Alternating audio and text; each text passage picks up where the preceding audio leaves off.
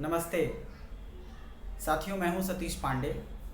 इस वीडियो में हम म्यांमार में जो पॉलिटिकल क्राइसिस चल रहा है जो पिछले कई महीनों से, उसके बारे में हम बात करेंगे। देखिए, फरवरी 2021 में म्यांमार में जो उसके ठीक पहले हाल ही में जो आम चुनाव हुए थे देश के, उस चुनावों में धांधली का हवाला दे करके म्यांमार की सेना ने आंग सान सूची की राज व्यवस्था का और उनकी सरकार का तख्ता पलट कर दिया। उसके बाद से आंग सान सूची, जो कि म्यांमार की सबसे लोकप्रिय नेता हैं और वो जिनकी पार्टी का नाम है national league for democracy NLD, उनको नज़रबंद कर दिया घर में। और उनके सहयोगियों को, तमाम पॉलिटिकल जो उनके पार्टी के और जो लोकतंत्र में भरोसा रखने वाले जो तमाम लोग थे, उनके सहयोगी और इसके अलावा अन्य पार्टियों के जो राजनीतिक लोग, उनको राजनीतिक कैदी के रूप में या तो जेल में डाल दिया गया या तो उनको किसी न किसी जगह पे नज़रबंद कर दिया गया। इस क्राइसिस के बाद से म्यांमार की जो स्थिति है वो काफ़ी ख़राब हो गई।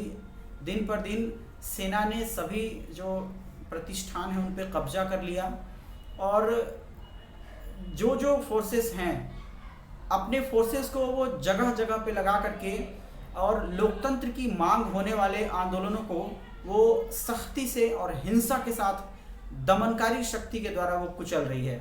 म्यांमार की सेना इस वक्त, जो आजकल जब हम बात कर रहे हैं, तो जब से तख्ता पलट किया है तब से सेना प्रमुख का ये आदेश हर जगह, हर शहरों में, हर गली कूचों में, जहाँ भी लोग लोकतंत्र की मांग और उससे संबंधित जो प्रदर्शन कर रहे हैं, वहाँ उनकी मांग को सख्ती से कुचला जा रहा है। हाल ही में ये घटनाएं देखने को मिली हैं कि वहाँ पे जो स्टूडेंट्स, जो यूथ, जो क्लास है, जो युवा वर्ग है, वो लोकतंत्र की मांग के लिए जो बहुत मुश्किल से प्रोटेस्ट कर पा रहा है। प्रोटेस्ट करने की कोई अनुमति वहाँ पे नहीं है। अगर कोई प्रोटेस्ट करना चाह रहा है तो उसको पकड़ करके बड़ी बड़ी यातनाएं दी जा रही हैं, उसकी पिटाई हो रही है। अनेक लोग इस हिंसा में मौत का भी शिकार हो चुके हैं। इसके बावजूद भी ये हिंसा थमने का नाम नहीं ले रही है। संयुक्त राष्ट्र और इसके अलावा कई अंतर्राष्ट्रीय संगठन म्यांमार की जो मौजूदा हालात हैं उस पर अपनी चिंता जाहिर कर चुके हैं, लेकिन वहाँ की सेना ऐसी है जिसके कानों पे जू नहीं रेंगता है। वो लोकतंत्र को कुचल देने वाले जितने भी स्टेप्स हो सकते हैं, उन सभी स्टेप्स को उठा रही है, जिसमें पॉलिटिकल क्राइसिस को और आगे बढ़ाने के लिए, इस राजनीतिक संकट का अपने फायदे के इस्तेमाल के लिए जो तमाम राजनीतिक लोग हैं, जो लोकतंत्र में, जो आम चुनावों में, जो मतदान में, जो जनता के वोट की ताकत में भरोसा रखने वाले जो लोग हैं, उन लोगों को जेलों में बंद करना, उन लोगों को नज़रबंद करना, उनके ऊपर झूठे मुकदमे दायर करना, उनके ऊपर विभिन्न प्रकार के ऐसे मुकदमे जो या तो किसी तरह से उल जुलूल हरकतों को दिखा करके, या तो आय से रिलेटेड उनके, या तो किसी उनके जो पीछे के जो डिसीजंस हैं, उन डिसीजंस को गलत बता करके, या तो राष्ट्रीय सुरक्षा को खतरा बता करके, या तो गोपनीय सुरक्षा को लीक करने का खतरा बता करके, या तो दुनिया के किसी दूसरे देश के साथ कथित रूप से कोई अगर म्यांमार का जो हितैषी नहीं है उसके साथ साठगांठ करने का आरोप लगा करके, या और कोई भी आरोप जिसके अनुसार वो सिद्ध कर सके कि ये आदमी, ये जो पॉलिटिकल पर्सन है, वो जो लोकतंत्र में जो आस्था रखने वाला है, वो सेना की शक्तियों को कमज़ोर कर सकता है, उसको ये लोग बंद कर रहे हैं और तमाम तरीके से लोकतंत्र को कुचल दिया गया है। इसमें आज समझने की बात है कि आज हम इस समय जब लोकतंत्र की मांग एक बार फिर से पूरी दुनिया में बढ़ रही है, और म्यांमार चूँकि भारत का ज़मीनी स्तर पे पड़ोसी देश है, भारत के पूरब में ये देश स्थित है, यहाँ लोकतंत्र की मांग जितने बड़े पैमाने पर हो रही है और इस मांग में जो सेना जो सख्ती से निपट रही है, इसके वजह से बड़ी संख्या में लोग भारतीय सीमाओं में भी घुस रहे हैं। भारत में भी इससे एक तरह से अवैध प्रवास का संकट कह सकते हैं कि आ सकता है, इसकी संभावना जताई जा रही है। मणिपुर के रास्ते जो भारत और म्यांमार की जो जमीनी सीमा है, जिसमें पार करके आना, भारत की तरफ आना एक तरह से कह सकते हैं कि बहुत मुश्किल नहीं है, उसमें अनावश्यक लोगों का आना जारी है। ये संकट हमेशा से रहा है, इस संकट का कोई अस्थायी समाधान नहीं निकाला जा सका है। इसी के मद्देनज़र रखते हुए कि हमें एक बार फिर से सावधान रहने की ज़रूरत है, क्योंकि भारत हमेशा से अपनी आज़ादी के बाद से ही लोकतंत्र और लोकतांत्रिक ताकतों को, लोकतांत्रिक संस्थाओं को मजबूत करने वाला देश है। हम म्यांमार में लंबे समय से जो सेना का जो शासन था, उस शासन के खिलाफ में थे। हम लोकतंत्र के बहुत बड़े झंडा बरदार लोग हैं, लोकतंत्र में भरोसा रखने वाले लोग हैं, लोकतंत्र का सपोर्ट करने वाले और लोकतंत्र की एक बार फिर से स्थापना की मांग करने वाले लोगों में से हैं। तो हमारी हमेशा से मांग रही है कि आंग सान सूची समेत जो म्यांमार के जो तमाम बड़े लीडर्स हैं, जो जनता की वोट में भरोसा रखने वाले लोग हैं, उनको एक बार फिर से आज़ाद करना चाहिए। वो अपने लोकतांत्रिक तौर तरीक़ों का इस्तेमाल करके चुनाव को फ्री एंड फेयर कंडक्ट कराएं और उसमें जो लोग चुनाव जीत करके पहुँचे, उनके हाथों में देश की जो शासन की बागडोर है और देश को चलाने का काम है वो सौंपा जाना चाहिए।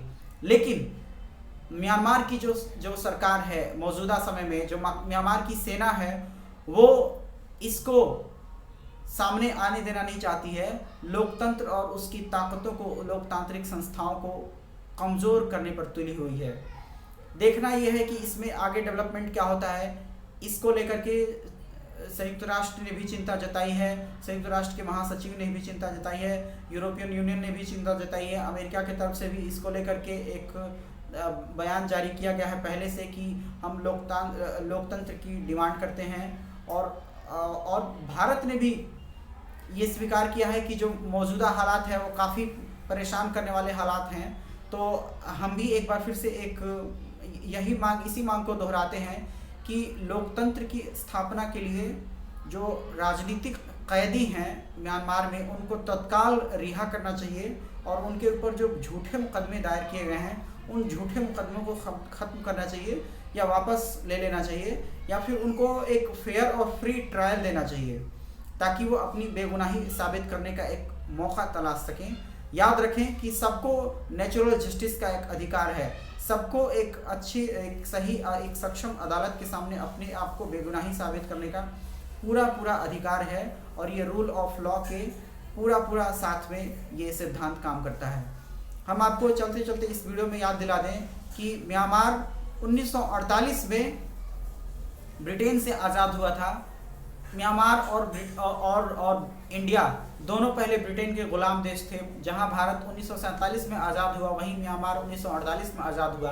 तब से लेकर के 2011 तक म्यांमार में सेना का शासन रहा और 2014 में आंग सान सूची के नेतृत्व में नेशनल लीग फॉर डेमोक्रेसी ने चुनाव में भारी जीत हासिल की थी और म्यांमार का नेतृत्व किया वहाँ की जननेता, वहाँ की मास लीडर आंग सान सूची ने। आपको ये भी बता दें कि आंग सान सूची भारत में लंबे समय तक रही हैं। भारत में जो दिल्ली विश्वविद्यालय है, दिल्ली विश्वविद्यालय की वो स्टूडेंट रही हैं। इसके अलावा वो भारत को अपना आधा घर, पार्शियल सिटीजन ऑफ इंडिया वो अपने आप को मानती हैं। तो इस तरह से हम लोकतंत्र में भरोसा रखने वाली आंग सान सूची के प्रति अपने आप को एक सीधे जोड़ करके जुड़ाव महसूस करते हैं। तो हम एक बार फिर से ये डिमांड को दोहराते हैं कि वहाँ पे लोकतंत्र की स्थापना होनी चाहिए। वहाँ की सेना को जो लोकतंत्र की मांग है, जिसमें वो युवाओं को उसको मार रही है, उनके खिलाफ हिंसा कर रही है, उनके खिलाफ गोलियां चलाई जा रही हैं, सड़कों के किनारे उनकी संपत्ति जलाई जा रही है, तमाम गाँव में आग लगा दिए जा रहे हैं, गोलियां चलाई जा रही हैं, आंसू गैस के गोले छोड़े जा रहे हैं, वाटर कैनन चलाए जा रहे हैं। इन सभी सख्तियों को कम करना चाहिए, समाप्त करना चाहिए धीरे धीरे से, और लोकतंत्र और उसकी संस्थाओं को मजबूत होने का एक बार फिर से मौका देना चाहिए। देखते हैं आप म्यांमार में इस लोकतांत्रिक मांग को आप इसके बारे में क्या सोचते हैं। आप हमारे इस वीडियो के कमेंट बॉक्स में ज़रूर बताएं। मैं हूं सतीश पांडे। मेरा वीडियो देखने के लिए आपका बहुत बहुत शुक्रिया। Thank you so much.